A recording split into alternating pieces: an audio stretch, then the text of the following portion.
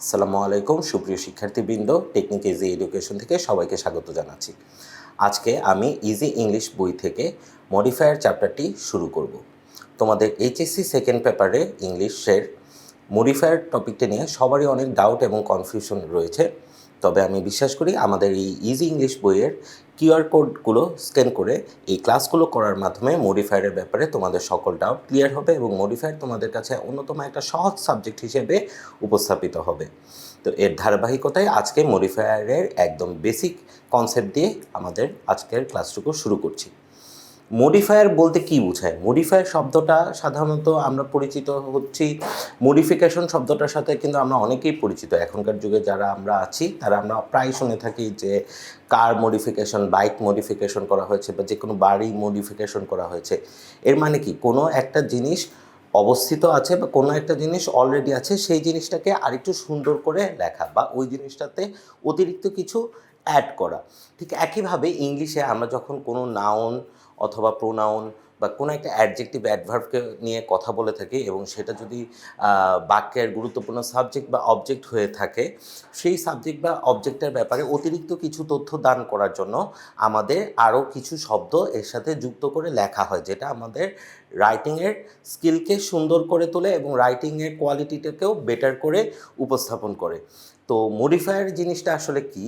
দেখো, এখানে মডিফায়ার হচ্ছে কিছু ওয়ার্ড, ক্লজ, ফ্রেজ যেগুলো হচ্ছে নাউন বা নাউন ফ্রেজের আগে বা পরে বসে উক্ত নাউন বা নাউন ফ্রেজকে মডিফাই করতেছে।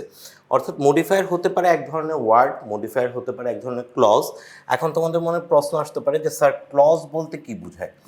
ক্লজ বলতে আসলে বোঝাচ্ছে এক বা একাধিক শব্দগুচ্ছ যখন একটা সাবজেক্ট এবং ফাইনিট ভার্ব নিয়ে গঠিত হয়ে কোনো অর্থ প্রকাশ করে, সেটাই হচ্ছে গিয়ে ক্লজ। অর্থাৎ ক্লজের বৈশিষ্ট্য হচ্ছে ক্লজে একটা সাবজেক্ট থাকবে এবং একটা ফাইনিট ভার্ব থাকবে বা সমাপরিক্রিয়া ক্রিয়া থাকবে।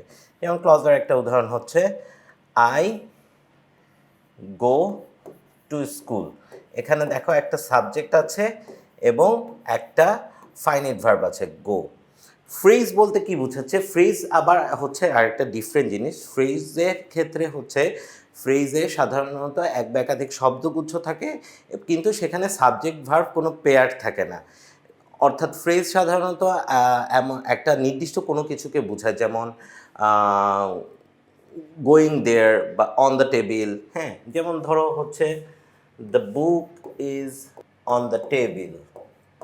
ঠিক আছে, এখানে দেখো এই অন দ্য টেবিল এতটুকু শব্দটার মধ্যে কিন্তু কোনো ফাইনিট ভার্ব নেই, কিন্তু এখানে একটা শব্দগুচ্ছ দিয়ে একটা অর্থ প্রকাশ করছে যে টেবিলের ওপর। তাইলে এটাকে সাধারণত বলা হয় প্রিপোজিশনাল ফ্রেজ। আবার নাউন ফ্রেজ বলতে বোঝানো হয়ে থাকে, যেমন ধরো যে a great Nazrul, a great poet who is our national poet also. তো এখানে ওই গ্রেট পয়েট অংশটুকু আবার হচ্ছে গিয়ে নাউন ফ্রেজ।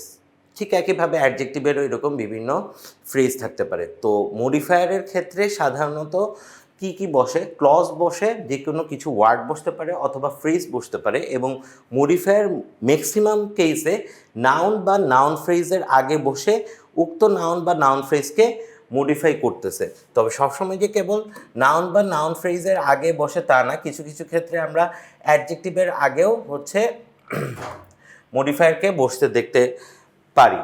তো মডিফায়ারটা আসলে ম্যাক্সিমাম ক্ষেত্রে দেখা যায় যে আমরা জেনে আসি কি, যে অ্যাডজেক্টিভ হচ্ছে কি করতেছে, অ্যাডজেক্টিভ হচ্ছে গিয়ে নাউন বা প্রোনাউনকে মডিফাই করে।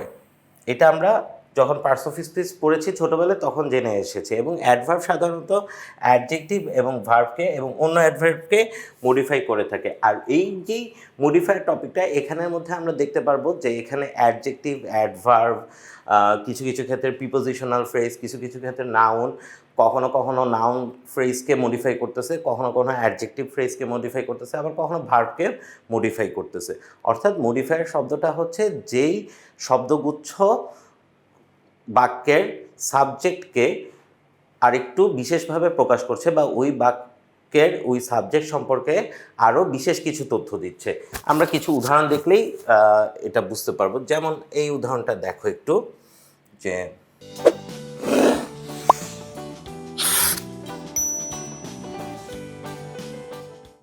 দেখো এখানে ধরো যে দ্য বুক ইজ মাইন যদি থাকতো, এই এতটুকু অংশটাকে একটু বাদ দিয়ে চিন্তা করো, দ্য বুক ইজ মাইন যদি থাকতো তাহলে আমরা বুঝতাম ওই বইটা আমার। তো এখানে বুক হচ্ছে গিয়ে একটা নাউন, ঠিক আছে, ম্যাটেরিয়াল নাউন।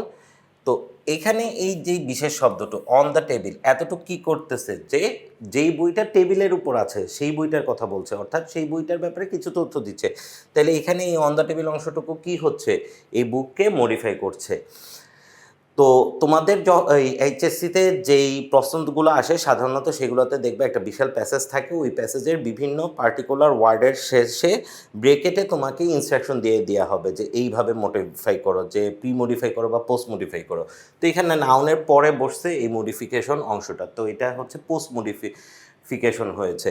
আবার প্রি মডিফিকেশনের একটা উদাহরণ দেখো, যেমন এখানে দেখো, এখানে নাউনটা কি, এখানে নাউনটা হচ্ছে গিয়ে ব্যাগ, ঠিক আছে, কিন্তু এই নাউনের ব্যাপারে একটা অতিরিক্ত তথ্য দিয়েছে কে, দ্য বিগ রেড, মানে বড় লাল ব্যাগটা তার। তো এখানে হচ্ছে গিয়ে এই ব্যাগটাকে প্রি মডিফিকেশন করেছে। বা আবার ধরো এরকম একটা শব্দ, এরকম একটা সেন্টেন্স আছে যে I have a little sister. এখানে আবার দেখো যে এটা একটা মডিফিকেশন করেছে, লিটল একটা মডিফিকেশন করেছে এই সিস্টার নাউনটাকে। তাহলে এখানে এ ডিটারমাইনার হিসেবে মডিফিকেশন করতেছে, আবার লিটল হচ্ছে অ্যাডজেক্টিভ হিসেবে এই সিস্টারটাকে মডিফিকেশন করছে।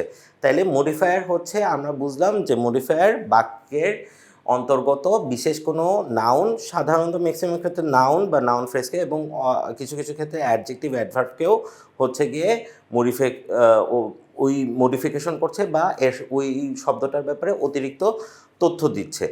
তো মডিফায়ার সাধারণত দুই প্রকারের হয়ে থাকে। সেই দুই প্রকার কী কী আমরা দেখি, প্রি মডিফায়ার্স এবং পোস্ট মডিফায়ার্স। প্রি মডিফায়ার্স হিসেবে সাধারণত কি ব্যবহার হয়, এ এন ডি, এবং এ এন ডিকে অনেক সময় মডিফিকেশন যখন মডিফায়ার যখন তোমরা করবে তখন তোমাদের ব্রেকেটের মধ্যে দেখবে যে modify the pre-modify the noun using determiners। তো এই এ এন্ড ডিটা হচ্ছে কি আর্টিকেল, কিন্তু এদের আরেকটা নাম হচ্ছে ডিটারমাইনার্স। তো এদের এই নামটার ব্যাপারেও তোমরা পরিচিত হয়ে থাকো, কারণ কখনো যখন ডিটারমাইনার্স লিখবে তখন অনেকে বুঝতে পারো না যে কি লিখবে। তো ডিটারমাইনার্স হচ্ছে এ এন ডি, এবং অ্যাডজেক্টিভ অ্যাডভার্ব ইত্যাদি ব্যবহৃত হয়। তো অ্যাডজেক্টিভ আমরা কি জানি, যে এই সকল ওয়ার্ড কোনো সেন্টেন্সে উল্লেখিত সাবজেক্টের বা নাউন বা প্রোনাউনের দোষ, গুণ, অবস্থা, পরিমাণ ইত্যাদি বুঝায়, তাকে বলা হইতেছে অ্যাডজেক্টিভ। আর অ্যাডভার্ব কি করতেছে, অ্যাডভার্ব করতেছে বাক্যের অন্তর্গত ভার্বকে, অ্যাডজেক্টিভকে ওই ব্যাপার সম্পর্কে আরও অতিরিক্ত তথ্য দিচ্ছে, ঠিক আছে, বা বাক্যের অন্তর্গত অ্যাডভার্ব সম্পর্কে অতিরিক্ত তথ্য দিচ্ছে। অর্থাৎ ওই যেই ওয়ার্ডটা আছে ওই ওয়ার্ডটা কীভাবে ব্যবহৃত হচ্ছে বা কোথায় ব্যবহৃত হচ্ছে বা ভার্বটা সম্পন্ন হচ্ছে কীভাবে, সেই জিনিসটা অ্যাডভার্ব বুঝিয়ে থাকে। দেন আমরা দেখি পোস্ট মডিফায়ার্স হিসেবে ব্যবহৃত হচ্ছে ইনফিনিটিভস জিনিসটা কি, ইনফিনিটিভস হচ্ছে সাধারণত ভার্বের বেস ফর্মের সাথে টু যখন আমরা যুক্ত করি, ভার্বের বেস ফর্মের সাথে টু যুক্ত করলে সেটা হচ্ছে ইনফিনিটিভ। তো ভার্বের বেস ফর্ম বলতে সাধারণত ভার্বের কোনো একটা ভার্বকে যখন প্রেজেন্ট টেন্সে লেখা হয় সেটাই ভার্বের বেস ফর্ম বা ভার্বের সিম্পল ফর্ম। প্রেজেন্ট পার্টিসিপলসের পরিচয় হচ্ছে যে ভার্বের বেস ফর্মের সাথে আইএনজি যখন যুক্ত করে লেখা হয়, অর্থাৎ ভার্ব বেস প্লাস আইএনজি। এবং পাস্ট পার্টিসিপলস বলতে তো আমরা সবাই চিনি পাস্ট পার্টিসিপলস কি, কারণ আমরা ছোট ক্লাসে স্ট্রং ভার্ব উইক ভার্ব পড়ে আসছি। পাস্ট পার্টিসিপলস আমরা জানি কি জিনিস, যেমন ধরো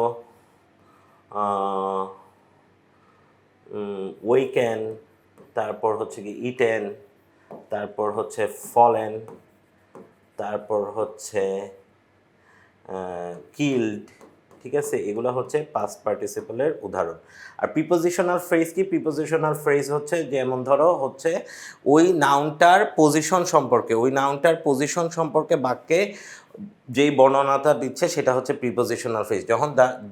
যখন আমরা the book is on the table পড়েছি তখন আমরা কি বলেছি, যে বইটার অবস্থানটা কোথায়, অর্থাৎ যেই শব্দগুচ্ছ হচ্ছে গিয়ে বাক্যের অন্তর্গত সাবজেক্ট বা অবজেক্টের অবস্থান সম্পর্কে জানান দেয় তা হচ্ছে প্রিপোজিশনাল ফ্রেজ, এবং অ্যাপোজিটিভস ব্যবহৃত হয়। অ্যাপোজিটিভস হচ্ছে গিয়ে দুই বা ততোধিক নাউন অথবা দুই বা ততোধিক ওয়ার্ড, সেটা নাউন অ্যাডজেক্টিভ হতে পারে বা নাউন অ্যাডজেক্টিভ হতে পারে, সেটা যখন নাউন সম্পর্কে অতিরিক্ত তথ্য দিচ্ছে সেটা হচ্ছে আমাদের কি অ্যাপোজিটিভ। অ্যাপোজিটিভের একটা উদাহরণ দেখো, আমরা পরের এগুলোতে আরও দেখব, বাট এখানে আমরা বেসিক একটা উদাহরণ বা আইডিয়া নিয়ে রাখলাম অ্যাপোজিটিভের ব্যাপারে। যেমন Nazrul the rebel poet was died in 1976.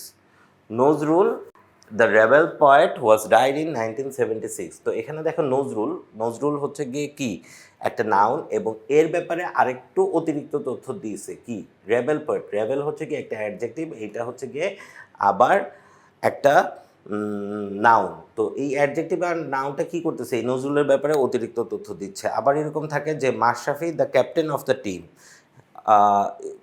The captain of Bangladesh team was the best captain. তো এখানে ক্যাপ্টেন মাশরাফি একটা নাউন, এর ব্যাপারে আরও ক্যাপ্টেন অফ বাংলাদেশ টিম, তো ক্যাপ্টেনও একটা নাউন, বাংলাদেশ টিমও একটা নাউন। তো যখন এই দুইটা নাউন একত্রিত হয়ে মাশরাফির ব্যাপারে আরেকটু অতিরিক্ত তথ্য দিচ্ছে, তো সেইটা হচ্ছে অ্যাপোজিটিভ। তো এখন আশা করি তোমরা বুঝতে পেরেছো যে মডিফায়ারের বেসিকটা কি, মডিফায়ার জিনিসটা কি, এবং মডিফায়ার কয় প্রকার এবং কারা মডিফায়ার হিসেবে ব্যবহৃত হয়। আগামী যেই ক্লাসটুকু আমরা করব পরবর্তী কিউআর কোডের অন্তর্গত এই মডিফায়ার চ্যাপ্টারে, সেখানে আমরা দেখব যে প্রি মডিফায়ার হিসেবে কোন শব্দগুচ্ছ ব্যবহৃত হয় এবং প্রি মডিফায়ার কত প্রকারভাবে সেন্টেন্সে ব্যবহৃত হতে পারে, এবং সেগুলো থেকে তখন আমাদের যে আইডিয়া বিল্ড আপ হবে, সেই আইডিয়া দিয়ে আমরা যখন এক্সারসাইজে যাব তখন এক্সারসাইজগুলো আমরা খুব ইজিলি সলভ করতে পারবো।